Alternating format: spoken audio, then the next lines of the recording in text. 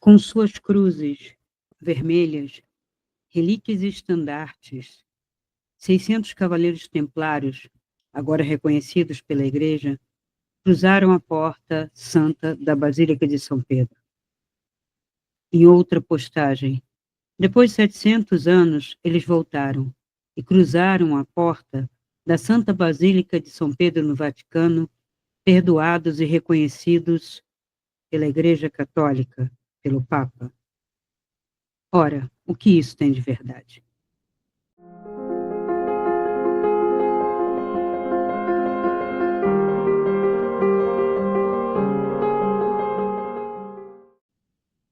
Olá, pessoal. Então, vamos a mais um vídeo de religião e espiritualidade, agora falando sobre a Ordem dos Cavaleiros Templários.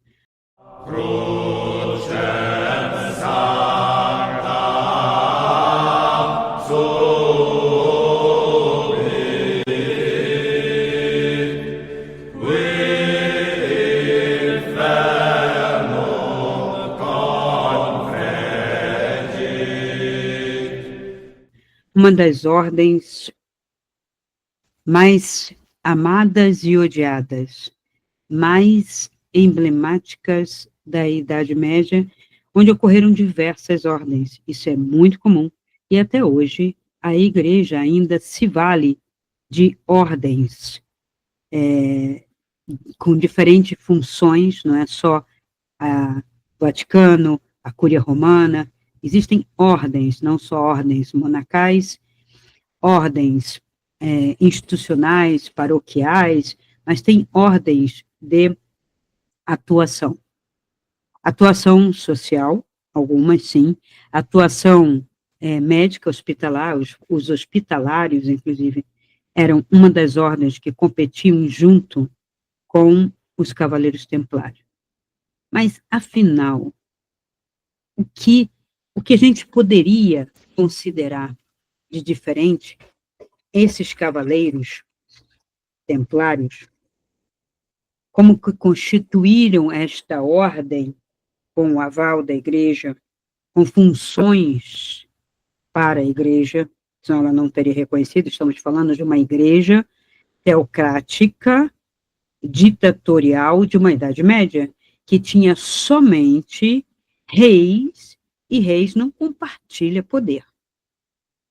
Então, eram o clero e a parte da realeza juntos para comandar feudos, terras, produções, riquezas, empreendimentos de guerra, guerreiro, para arrecadar não apenas terra, mas reféns e bens e ouro e etc. Assim foi feita a Idade Média, assim foi feita muitas riquezas, inclusive a riqueza da Igreja, que embora tendo surgido dentro do Império Romano, como o Império Romano perdeu, né, ele caiu e foi dominado pelos godos, pelos visigodos, por outros que não cultivavam a civilização, grande parte da riqueza do Império foi perdida. E isso se deu, né, mais ou menos logo após Constantino e mesmo posteriormente, o imperador último, que disse, então, o cristianismo será a religião do império, que tinha a ver com algum sonho da esposa que disse que os cristãos, né, e o Cristo salvaria, aquela mensagem salvaria o Império Romano de ser destruído, e não foi o que aconteceu. Não por culpa dos cristãos aí, nesse caso, não foi, mas porque já estava decadente, já vinha num processo decadente, então a leitura, né, daquele livro, um pouco esquerdista, tem um viés um pouco revisionista, demais, até o SPQR. Mas é bom, né, quem puder adquirir e ler. Ali tem uma história romana que que nós não conhecemos. E, principalmente no Brasil, eu pergunto, o que conhecemos? Curso de História se detém em quê? Porque tudo tem uma desculpa política do não nos interessa, porque não somos romanos, nem herdamos nada do romano. Não interessa a história de Portugal, porque foi aquele que nos colonizou, e não me interessa a Idade Média, nem a Idade Moderna. Eu fico com o quê? Com 200 anos de história, muito mal contado, né? E aí vem aquelas surpresas. O Brasil não foi descoberto, Cristina, né? Você fala, descobriu agora? Você descobriu agora que o Brasil não foi descoberto? Uma criancinha de 10, 11 anos que leia que o Tratado de Tordesilhas aconteceu em 1494, que Colombo tinha descoberto a América em 1492, você vem me falar de descobrimento do Brasil? Só se assim, estava meio perdidão ali no Atlântico, né? Minha bússola não estava funcionando, meu astrolábio estava no meio de uma névoa e descobri o Brasil. Terra à vista. Só se foi isso. Porque as terras foram divididas, e já falei isso, deu uma chegadinha para cá, porque elas tinham sido divididas e Portugal não ganharia nada, e a Espanha ficaria com tudo. Aí falaram, não, chega um pouco mais para cá. Discutiram lá os reis, e aí, nesse chega mais para cá, aquela fatiazinha, né?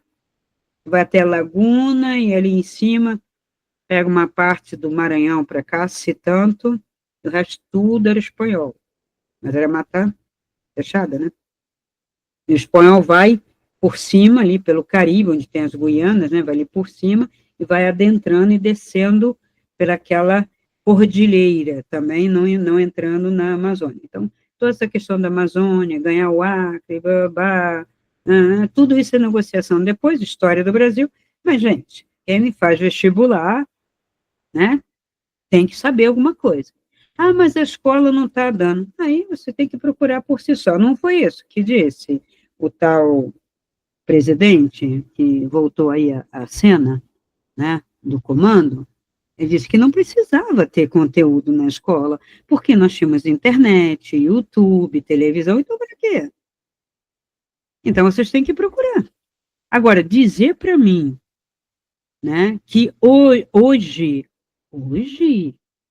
o livro de Eduardo Bueno é do século passado, que já falava disso, e outros livros, sabe? Vamos parar de ser também tão raso, tão coisinha, né? Pelo amor de Deus. Então, tem coisas, eu não sei, você não se interessa. Mas, se você colocar, hoje, até num Copilot, num Gemini, numa inteligência artificial dessa, ela já vai te dizer, e desde quando começou isso, até a Wikipedia, isso. Aí você não se interessou e coloca a culpa em quem não disse a você. Você sabia que o Brasil não foi descoberto? Que o Brasil foi, né, foi rachado ali e tal? Aí você vai dizer, sim, sabia. Como? Estudando? Lendo? Né? Muitas pessoas até deu uma desculpa, mas pessoas da área de humanas, de história, literatura e filosofia não saber, aí vai me desculpar. Bom, mas enfim, essa notícia já estava circulando, tá? Circulou no Instagram, circulou no Facebook. Cavaleiros Templários estão adentrando a Basílica de São Pedro. Bom, pode ser também a Catedral de Notre Dame, afinal, ela pegou fogo, foi reconstituída, teve inauguração, será? Então, que só aparece a cena entrando numa determinada porta de uma igreja, uma catedral muito grande. Pode ser a Basílica, pode ser a Catedral de Notre Dame, e eu fiquei sabendo também que, devido à islamização da Europa pela segunda vez, que os árabes invadiram a Europa e ficaram 8 séculos, dominando todo aquele Mediterrâneo, todo aquele sul europeu e o norte da África. Então, eles foram expulsos e agora eles estão retornando de outra maneira, através de uma espécie de imigração ilegal consentida. Aí eu não entendo O governo permite a imigração, mas não dá o visto, é isso? Entende? O principal as pessoas não questionam. Como assim ilegal? Ilegal não estou sabendo. Mas se é consentido, eu estou sabendo. Que foi o que a gente viu. O governo dos Estados Unidos, democrata, permitiu, deixou, abriu fronteiras para entrar imigrantes, mas não os legalizou. Não havia legalização. E é correto entrar ilegal? Como que eu posso colocar a lei, uma ordem, a pessoa vai trabalhar, vai produzir, entrando ilegal e permanecendo ilegal? Isso é meio óbvio, e parece que a esquerda tem uns 10 parafusos a menos para dizer, coitadinhos, eles têm que entrar, ou não raciocina mesmo. Porque, assim, imigrante legal, para mim, é o quê? Invasão. O que fizeram os muçulmanos no sul da Europa, naquela época, né? Há séculos atrás? Invadiram. Não eram considerados imigrantes entrando no reino de Castela, no reino de Aragão. Não. Invadiram e dominaram. Roma invadia e dominava. Ela não jogava imigrantes ilegais. Não iam imigrantes para lá. E agora são imigrantes ilegais. E eu tenho que falar, legal. Imigrantes ilegais. Tá. Eles não têm papier, não têm papel, não tem nada e tudo bem. O que eles vão fazer?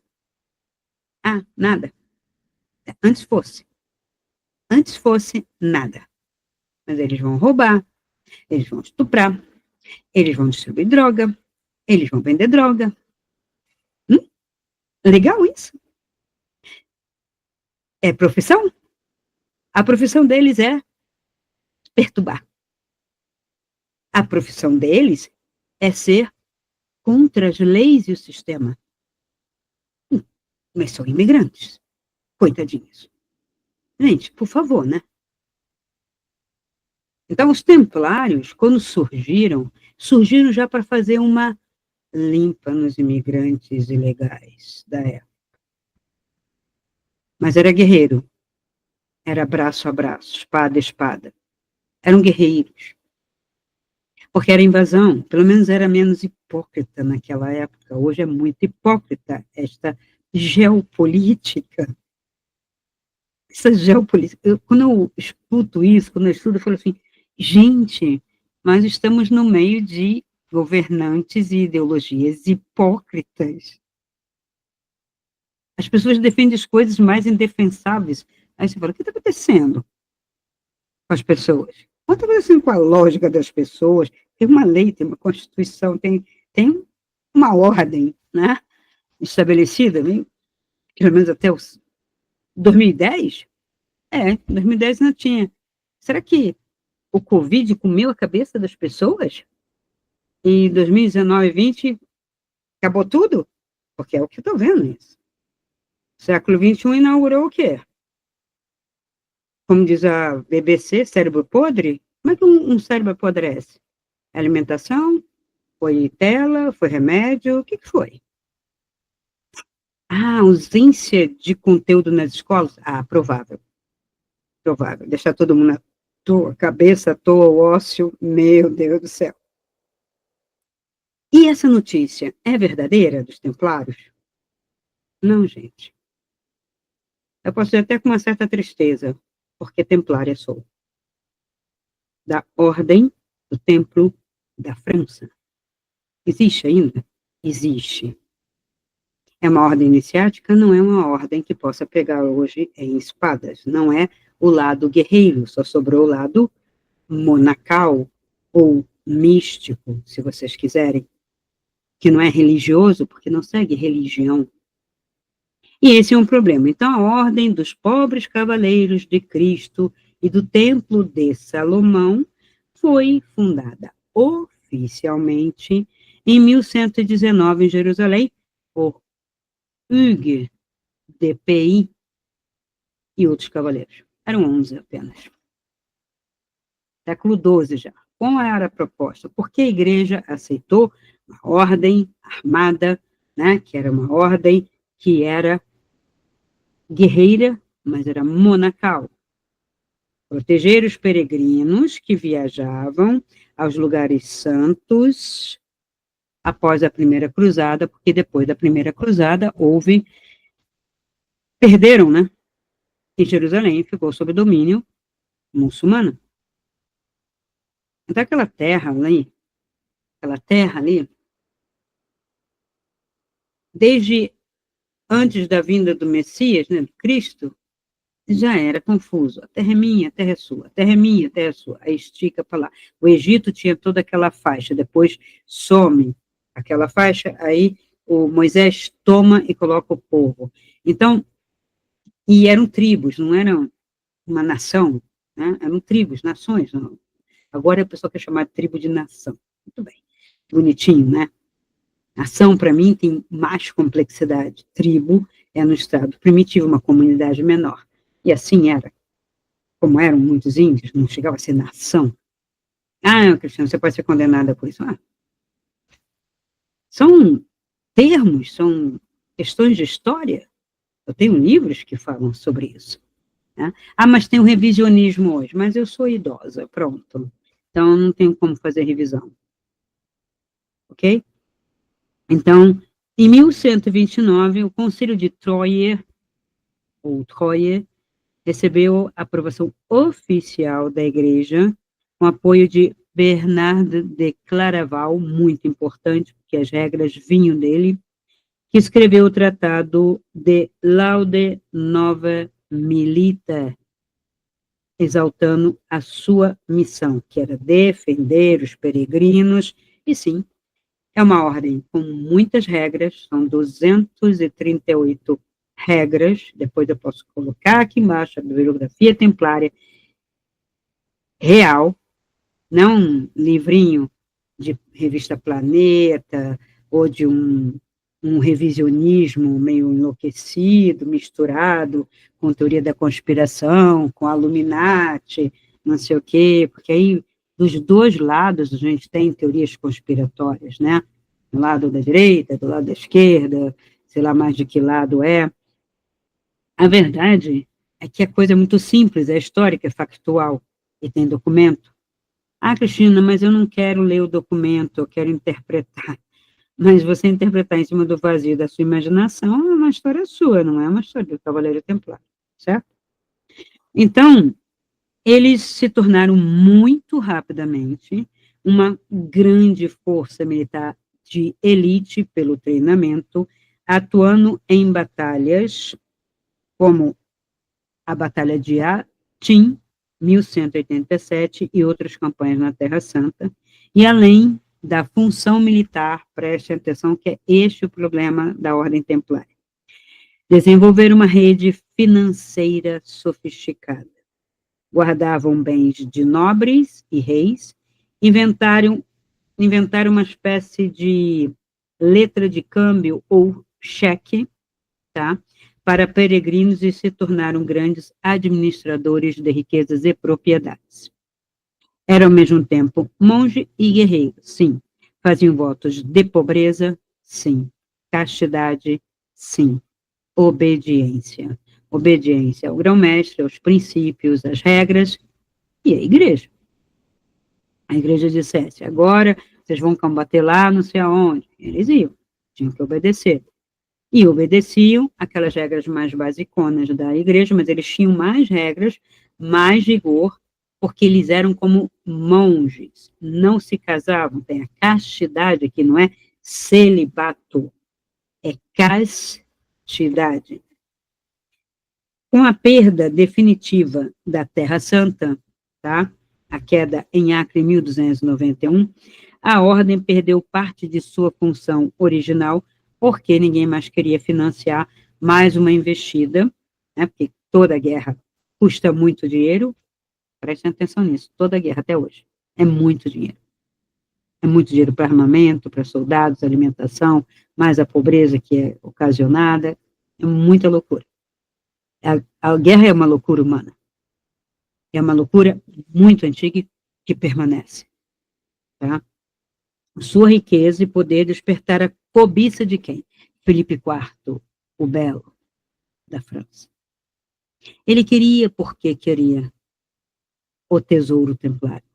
Porque, pelo fato também de ter financiado algumas coisas, guerras e empreendimentos desse tipo, ele queria dividir, claro, ele dividiria com a igreja, uma divisão um pouco, não muito certinha, mas dividiria, mas como ele tinha participado, ele queria esse dinheiro de volta e até para crescer enquanto reino, né? Nós estamos falando aqui do século XIII, tá? Havia já conflitos com a Inglaterra constantes, tá? Em 1307, então, como eles não conseguem, o que Felipe tenta fazer?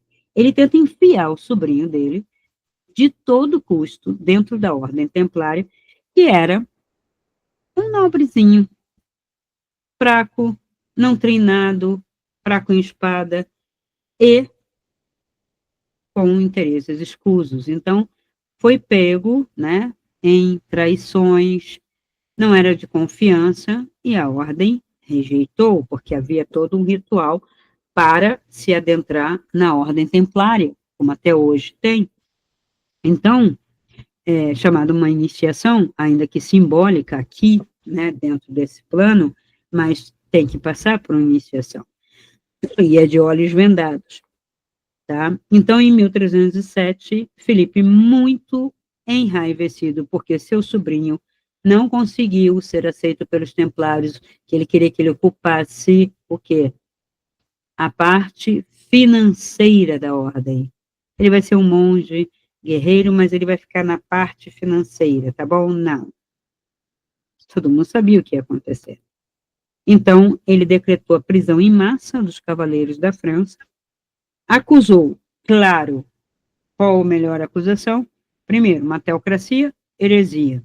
Se eu tenho um fundamentalismo, eu coloco, né, que essa pessoa que eu quero detratar, eu coloco essa pessoa como contrária àquele fundamentalismo, seja teocrático, seja um fundamentalismo político. Eu vou fazer um processo político. O processo político é a mesma coisa do processo religioso. Eu estou contrariando um status que o Estado está aderindo agora como fundamentalismo, né? Pode ser religioso, pode não ser. Então, uma ditadura militar tem esse aspecto, uma ditadura civil tem esse aspecto, e uma ditadura religiosa tem esse aspecto. É igual.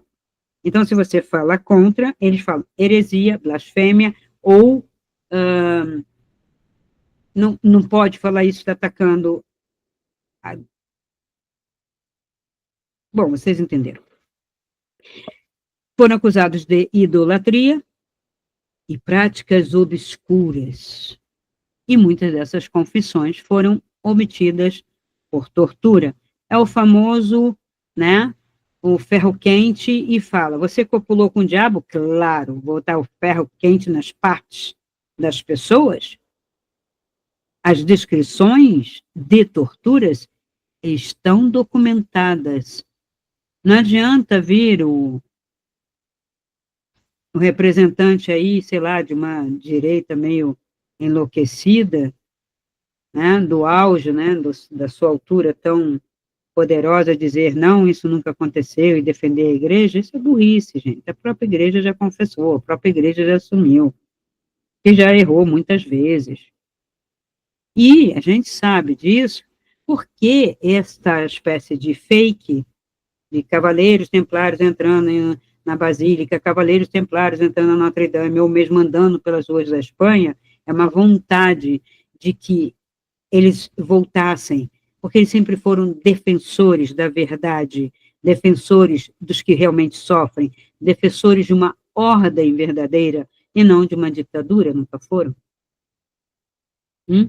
Então, é como se fosse isso, ainda mais com a islamização da Europa, porque não foi aqui que adentrou, né? Foi uma notícia que vem de lá da Europa, que está sofrendo com isso. Então, o Papa Clemente V, sim, participou, deu aval para as torturas e confissões, e instaurou o processo. Em 1312, a ordem foi oficialmente dissolvida no Concílio de Viena. Aí tem uma história que o Papa teria escrito uma possível bula, só é bula quando o Papa assina. Então, encontrou-se um papiro, eu vou contar essa história direitinho, mas um papiro que teria uma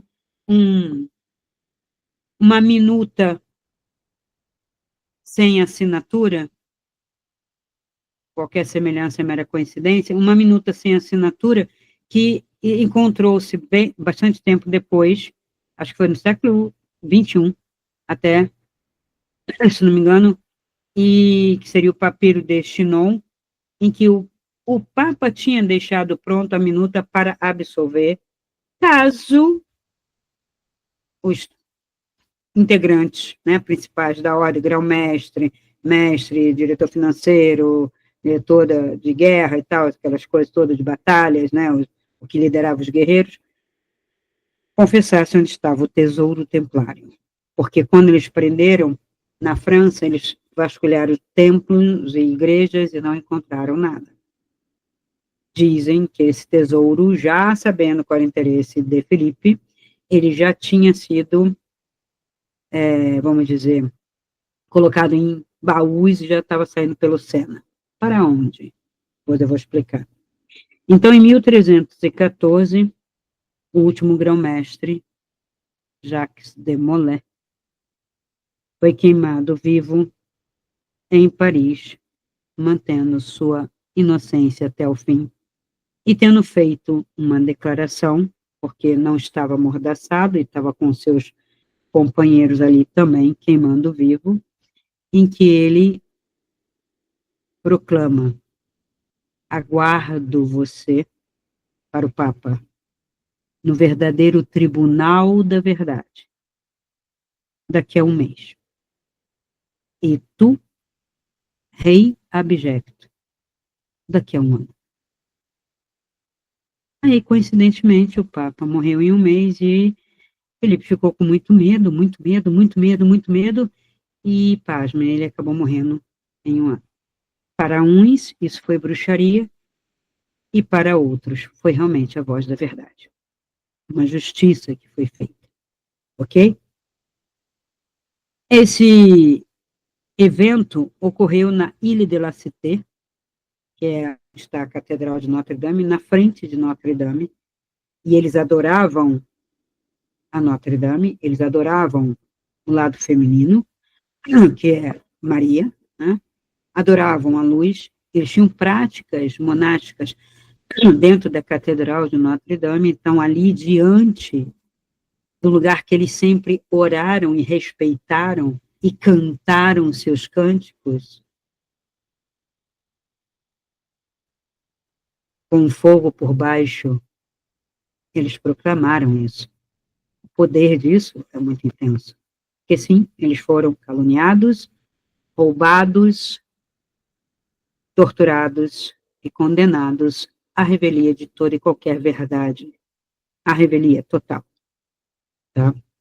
Então, eu tenho Jacques de Molay, 23º, último grão-mestre da ordem, Geoffrey de Chernay, preceptor da Normandia, Hugo de Perrot, que era da Ordem da França, e o preceptor da Aquitânia, Geoffrey de Gonneville. Ainda tinha mais 1, 2, 3, 4, se não me engano, foram 5 ou 6. Ah, tá. Tinha Geoffrey de Paris e Guilherme de Nangy. Tá? Eles todos queimaram. Tá? E a história é horrível, né?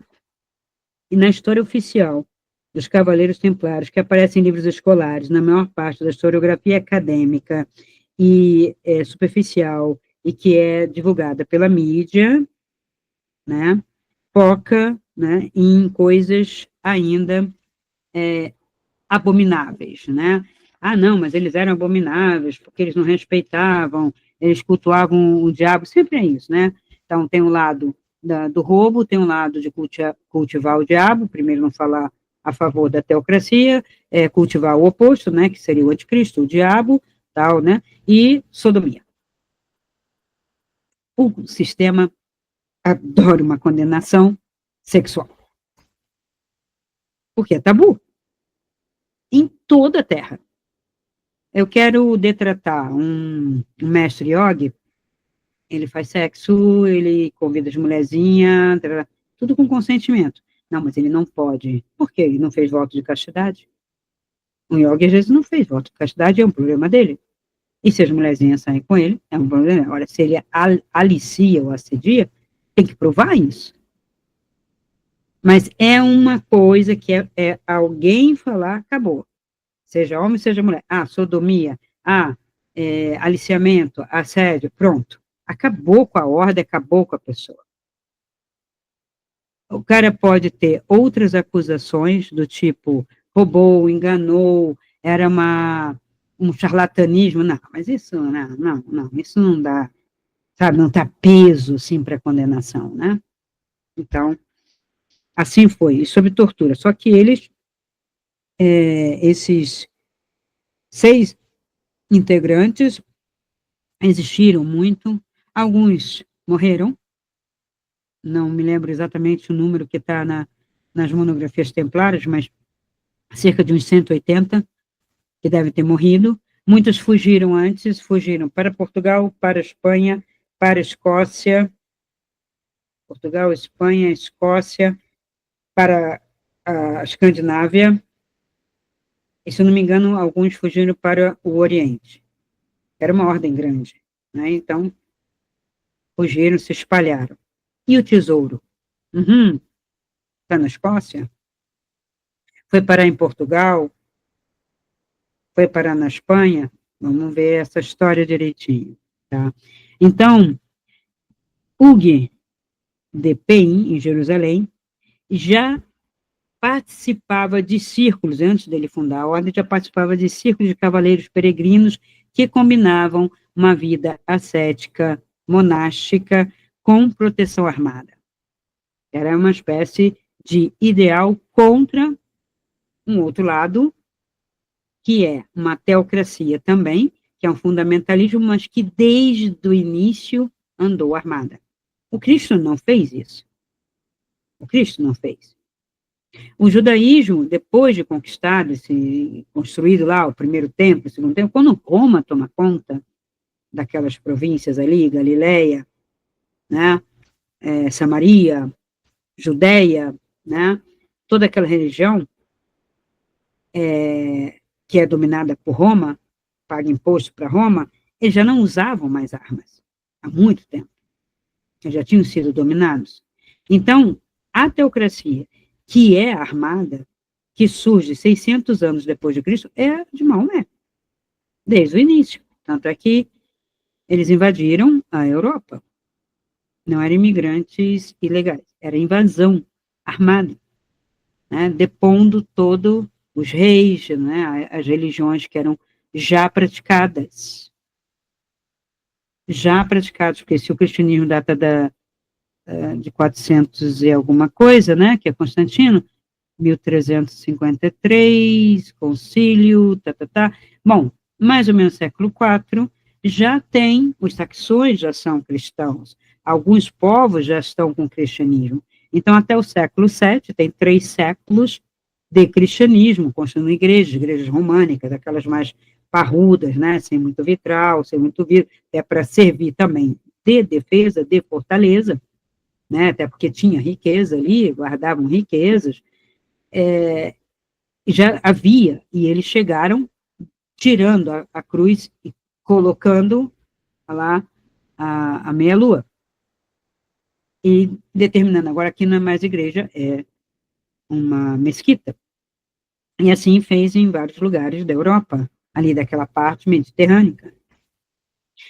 Então, quando surgem os Cavaleiros Templários, eles surgem com o objetivo de acabar com isso, de ajudar nisso, e empurrar eles mais para lá, vamos dizer, empurrar para a terra deles, uma coisa assim, tá? Então, tem a questão do Santo Sepulcro, porque tendo os judeus, depois do segundo, se não me engano, derrubada do segundo templo, se dispersado, mais uma diáspora, aquele lugar ficou com muita marcação do cristianismo. o lugar onde ele foi enterrado, o lugar onde Cristo foi condenado, né, onde foi aquela via crucis toda e tal, aquilo tudo é sagrado para o cristão, né, e ficou na mão de 3 monoteísmos do mesmo, né, monoteísmos do mesmo Deus, não são monoteísmos diferentes, tá? É o mesmo, é o Deus de Abraão. E ninguém sabe exatamente quem é o Deus de Abraão, mas Abraão escolheu um e foi aquele. E aí deu origem ao judaísmo, né, através de Moisés, e depois o cristianismo e o islamismo. É tudo do mesmo, como eu falo. Então, os templários rezavam ofício, jejuavam, faziam votos de castidade, obediência, pobreza, como a gente já viu, além, né, de uma série de outras regras com relação à alimentação, com relação a mulheres, com relação a um monte de regras, né, de cânticos, de práticas monásticas, né, de ter que lavar assim, lavar os pés, lavar as mãos, né, aí tem as festas que a igreja fazia, e eles tinham as regras para participar, então, eles já estavam lá, né, já faziam alguma coisa nesse sentido, e aí foi juntando. A ordem herdou práticas que já circulavam pela Terra Santa, antes mesmo de 1119, quando foi fundada, ligadas a tradições sufis, monges orientais e gnósticos. Aqueles gnósticos que continuaram sobrevivendo, apesar de terem perdido para ser oficial, o cristianismo oficial, mas o gnosticismo nunca morreu, estava ali, né, presente. Então, ela sempre foi uma ordem militar, monacal e iniciática, porque a gnose, ela vai colocar o ensinamento do Cristo de uma maneira iniciática, que ele não veio falar só parábolazinhas e colocar só meia dúzia de historinha. Nós temos pelos textos, né, que foram agora descobertos e publicados, que estão na biblioteca de Nag Hammadi, né, textos de Filipe, textos de Tomé, né, o Evangelho da Verdade, o Evangelho de Bartolomeu, que não conta só a história do Cristo, traz os ensinamentos dele, e que os gnósticos no século II já estavam praticando, e que com a ordem, vai ser a igreja assim, vai ser desse jeito, o resto tudo queima, é que a coisa ficou escondida, mas eles não deixaram de praticar, de estudar, de manter os seus manuscritos, né? Embora a igreja ali sempre olhando e tentando condenar. Então, esta é a história, né, en passant, que eu trago para vocês, na ordem templária, e não, a ordem não foi perdoada pela igreja. Como assim, Cristina? O papiro de Chinon, que foi descoberto numa pesquisa de Bárbara Freire, alguma coisa assim, ela encontrou a tal minuta que era para ser assinada por Clemente V, caso Felipe, né, tivesse acertado, encontrado o tesouro, e aí assinava, então está absolvido, seria um acordo com Jacques de Molay e os outros integrantes. Acordo. Eu assino a bula de absolvição, dizendo que não encontramos nenhum crime, depois de tanta tortura, loucura isso, né? Mas tudo bem, para salvar a pele a gente faz qualquer negócio. Mas não foi assinada, então ela não virou uma bula papal. Então não houve perdão. A igreja, depois de um tempo, quer tirar o corpo fora das condenações absurdas, porque não condiz, eu falo igreja católica, não condiz, já que ela diz que é em nome do Cristo, o cristianismo, não condiz com nenhuma mensagem crística, nem nenhuma mensagem. Cristo não mandou matai-vos uns aos outros em nome do meu Pai, não mandou matar ímpio, não mandou matar pagão, não mandou destruir tudo, mandou conscientizar, ser caridoso, ama teu próximo como a ti mesmo, ama teu inimigo. Aí eu digo, não, essa mensagem do Cristo, né, é muito adiantada, ou não foi bem isso que ele falou, eu não quero saber, então vou fazer do meu jeito. Aí vira uma truculência só. A igreja tem essa história. Aí quando essa história vem, né, do século XVIII para cá, sendo cada vez mais revelado, século XIX mais ainda, inclusive com a descrença, teve questionamento protestante, né, que o protesto é porque a igreja, ela tinha, né, olha lá as teses de Lutero e de Calvino, que vocês vão ver, tudo aquilo que a igreja praticava era absurdo aos olhos de Lutero, que era o padre da igreja. Então, o que ele dizia? Como assim cobrar indulgência? Como assim cobrar pelo batismo? Como assim cobrar? O Cristo nunca cobrou nada, nunca falou. Então, ele veio tirando, né? Depois eu posso até fazer um vídeo sobre esta tal reforma, essas, né, que ele pregou lá nas paredes, né, as teses dele, né, para... a ideia dele não era fundar outra igreja, mas era limpar a igreja, que a igreja absorvesse aquilo. Como não absorveu, houve uma dissensão, e aí eles ficaram conhecidos como aqueles que ainda eram católicos, mas que não professavam daquele jeito, não aceitavam mais a ordem, a ingerência papal daquela maneira, e aí foi se constituindo, acabou virando a religião luterana, e tem a calvinista. Henrique VIII fez a anglicana, e assim, vou aproveitar aqui, né, vamos todo mundo romper com o Papa, mas ele não rompeu com a prática, praticamente, ele não queria mais pagar dízimo, o dinheiro é meu, não vou ficar pagando para essa igreja, então, igreja anglicana, que só pertence à Inglaterra, e o patriarca, então, vai ser o rei. O rei vai ser responsável pelo aspecto civil e religioso, né, desta ilha, né, do mundo britânico, de todo o reino britânico. Então, o anglicanismo é um catolicismo um pouquinho de diferença, aí Rei James com a sua Bíblia lá, né, adotado uma Bíblia própria, né, Lutero também faz uma tradução, arranca livro, não quero esse livro é profano, né, tira lá alguns livros, e assim, né, vai se constituindo uma divisão. O que isso tem a ver com Cristo? Nada. Por isso que eu digo, a Igreja Católica se desligou como ele não está presente em nenhuma, porque ele não veio fundar isso. Ele não veio fundar a igreja, instituição, ele não veio fazer nada disso, usa o nome dele para isso. E as práticas, nada, muita regra, pouco sentimento, pouco amor, pouco perdão, pouca paz. Então, o que eu falo, cristianismo, para mim, do jeito que está aí, e mesmo catolicismo, protestantismo, é sistema político. Cristandade é outra coisa. Valores éticos da cristandade.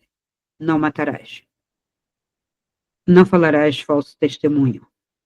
Ama teu próximo como a ti mesmo. Ama teu inimigo. Quantas vezes tenho que perdoar? 70 vezes 7.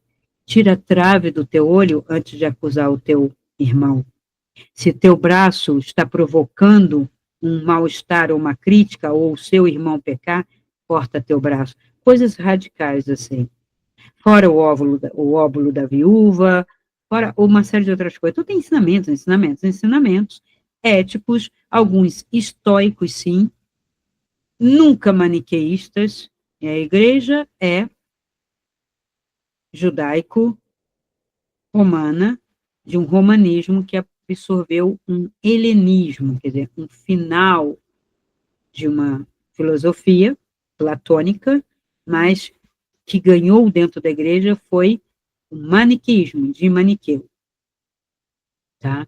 Então, isso é muito forte dentro, por isso que é certo, errado, preto, branco, né? Então, quando Cristo fala que o óbolo da viúva vale mais que o óbolo do outro, que já tem dinheiro, que se faz todo se mostrando. Então, a palavra, né, falando bem simples, a palavra dele não foi cumprida, não é entendida, a mensagem dele não é feita. E, quando muito, os padres, bispos, cobram dos fiéis que sejam assim, quando eles não são, eles não dão exemplo. Né? E as ordens, então, hospitalária, templária, teutônica e outras, e depois foram fundadas outras. Então, vamos lá. Para onde foram eu anotei aqui, para onde foram os templários quando eles fugiram? Então, para Portugal. Em Portugal, Dom Diniz, então, reúne esses fugitivos e funda a Ordem de Cristo em 1319, sob o aval de João XXII, Papa da época. Esta Ordem de Cristo, que tinha manuscritos e talvez parte do tesouro, né, fundou a Escola de Sagres, exatamente por isso, inclusive, Dom Diniz é aquele que vai plantar os pinheiros para fazer as naus que vão, né, fazer a expansão marítima. Não vou nem falar mais de descobrimento, que, ai, meu Deus, não é descobrimento, claro que não é. Os mapas estavam ali, né? Mas a expansão, né, marítima portuguesa, e no caso ibérica, porque a Espanha também entra nessa, né? Então, nas caravelas, principalmente portuguesas, o que tinha? A cruz templária. Como se eles estivessem agora vindo para cá para trazer, por isso que vieram também padres da Ordem de Cristo, monges, para fundar aqui e trazer também a mensagem mais ética, crística para essa terra. Muito bem. Não vou falar, porque encontrou índio aqui, tá, a maneira como fizeram. Só que no Nordeste foi de uma maneira, aqui no Sul foi de outra maneira, as missões dão conta de um trabalho de integração, de catequização, enfim. Alguns fugiram para a Escócia, sob a coordenação de Robert de Bruce, né, que é um nobre que, né, se opôs à Inglaterra, aquele domínio da Inglaterra, porque queria que a Escócia pertencesse, hoje ela pertence ainda à Inglaterra, né, é o Reino Unido ali, né, e eles, os templários, ajudaram Robert de Bruce a vencer a batalha de Bannockburn, tá, em 1314, contra os Redcoats, e fundaram a maçonaria escocesa, ok? Franco-escocesa, tá? Eles fugiram para a Espanha, na coroa de Aragão e Castela. Então, a ordem Montesa é de Aragão, a ordem de Calatrava e a ordem de Santiago em Castela, tá? Pelo reinado de Castela. São ordens militares em 1156 ou 8, que lutavam contra os muçulmanos, que eles já não aguentavam mais ali, a Espanha foi muito dominada por eles, né, e foi reconhecida por outro papa, que veio depois de João XXII, que é Alexandre III, tá? Então, eles seguem a regra cisterciense, ok? E o rei Fernando, né, Fernando II de Leão, né, em 1170, aprova a Ordem de Santiago, também como ordem militar e monástica, e tem uma parte do tesouro que esses reinos vão receber, tá? Que é como se o tesouro tivesse sido distribuído, e esse mesmo Papa, o Alexandre III, também dá aval. Então, veja, poucas referências tem do Oriente, mas também é possível encontrar algumas referências, mas muito mais forte para o lado ocidental, né, que era mais fácil de fugir. Então, essa ordem, na França, deu origem ao Manifesto Christian Rosenkreuz, 1334, fundando a Ordem Rosa Cruz, que é uma ordem iniciática que tem esse braço templário dentro da ordem. Tá? E eu posso falar porque foi o caminho que eu fiz, né, para conhecer, para fazer esse processo de encontro com a luz, com a verdade, com a espiritualidade, que é o que eu falo. Religião é uma coisa, espiritualidade é outra. Existem caminhos, e esses caminhos, né, não são forçados, não são seguir regrinhas para você se coibir, tem que fazer assim, tem que não tem ritualzinho de fazer assim, fazer assado, vai lá, confessa, abre a boca, sabe, comunga de qualquer maneira. Não, você muda por uma ordem iniciática internamente, pela ética, ética pessoal e uma ética no mundo, você muda seu comportamento. Mudando seu comportamento, você bota o seu ego abaixo para você poder fazer uma iniciação. E quando eu falo iniciação, eu não falo de iniciações, como eu vejo muitas pessoas falar. Eu já fiz 3 iniciações, eu já fiz 8 iniciações, eu fico só olhando. Como? São rituaizinhos que as pessoas às vezes inventam, como a iniciação do reiki, por exemplo. Não é nada, gente. Aquilo não abre nada, não acontece nada. Cada pessoa tem que praticar, praticar, praticar, praticar todos os dias, e muito, muito, muito, como os templários fizeram, como Christian Rosenkreuz colocou, como os Rosa Cruz sempre fizeram e fazem, como os maçons. Só que a maçonaria também já foi cooptada pelo sistema. Tudo que o sistema engole, vira, esvazia, entende? Esvazia. Então, quando eu falo de algo profundo, de algo que é iniciático nesse sentido, que tem conteúdo, que não é superficial, que não é para todo mundo entrar, ter uma curiosidade, limpar o banco com o seu bumbum e sair, ó, já sou, ó, já estou no colo de Deus, ó, estou salva, que não é assim. Eu, sozinho, cada um, sozinho, não é coletivo, não há salvação coletiva, não há resgate coletivo no astral, nem em lugar nenhum. Isso é uma invenção do sistema, de querer que todo mundo, ninguém solta o braço, ninguém. Isso só para baixo, gente, só mergulho no abismo. Então, que cada um é único. Você não erra porque o outro fez você errar, nem você responde pelo erro dele, você responde pelos seus pensamentos, pelos seus sentimentos, pelas suas intenções, pelos seus atos. E, além disso, é você que tem que fazer um contato, porque o templo de Salomão não é o templo de Salomão fora, e sim o templo dentro de você, onde você vai realmente adentrar, conhecer a luz e a verdade, ascender para trazer a luz para esta terra, iluminando a matéria, iluminando o seu discernimento, luz e verdade. Não é o contrário. E não tem nada coletivo. E hoje a psicologia está falando coletivamente, o sistema que é tudo coletivo, porque o indivíduo iniciado, individuado, como o próprio Jung falava, é perigoso para o sistema.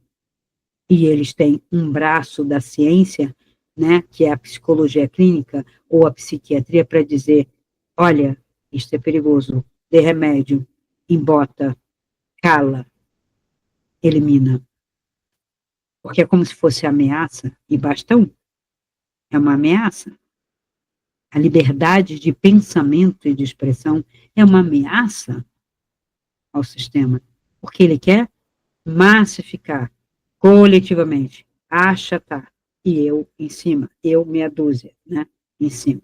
É assim, tem sido assim, e vai continuar sendo assim, até quando as pessoas acordem e despertem para fazer um caminho real de espiritualidade. Então, mais informações só nas minhas aulas mesmo, que são particulares, que isso é da minha mentoria. E eu quero dizer uma coisa, porque me falaram assim, você não fala mais de Moria. E sabe por que eu parei um pouco de falar de Moria? Porque quando eu comecei a colocar algumas coisas na rede, saiu um monte de gente copiando e falando um monte de besteira sobre os ensinamentos de Moria, inclusive chamando El Moria, sem ser espanhol, que é um extraterrestre, que está não sei aonde, que não sei o quê. Então, eu não colocarei a verdade, os textos de Moria originais, que são difíceis, na rede. Só na minha mentoria ou em cursos específicos, limitados, que colocarei, né, na minha página, mas apenas a interpretação de alguns textos. A minha mentoria terá tudo. Por quê? Porque é como uma ordem templária. Eu não posso entregar o tesouro para todos. Entenderam? Porque as ordens iniciáticas. Até o próximo vídeo. Então, se esse vídeo ressoou com você, dê o seu like, faça sua pergunta nos comentários, compartilhe com seus amigos e se inscreva no canal. Assim poderemos alcançar um número ainda maior de pessoas e ajudar esse canal a crescer ainda mais. Pois afinal, como eu sempre digo, essa luz é para todos nós. Então ajude-nos a iluminar essa rede.